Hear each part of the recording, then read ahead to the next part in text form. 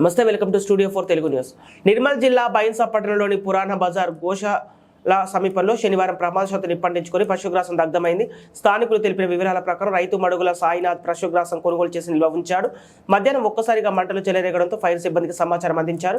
సిబ్బంది మంటలు ఆర్పివేశారు. అప్పటికే పూర్తిగా కాలి బూడిదైందని రైతు వాపోయాడు. అదేవిధంగా బైన్సా డివిజన్లో ఒకటే ఫైర్ ఇంజన్ ఉండడం వల్ల త్వరగా ఆర్పడం ఆలస్యమవుతోంది. అధికారులు స్పందించి ఈ బైన్సా డివిజన్కు మరో ఫైర్ ఇంజన్ అమలు చేయాలని రైతులకు కోరడం జరిగింది. అదేవిధంగా పోలీసు సిబ్బందికి సంఘటన స్థలానికి చేరుకొని మంటలను ఆర్పివేశారు. ఇంకా 5 లక్షల వరకు నష్టం పడిందని రైతు తెలిపాడు.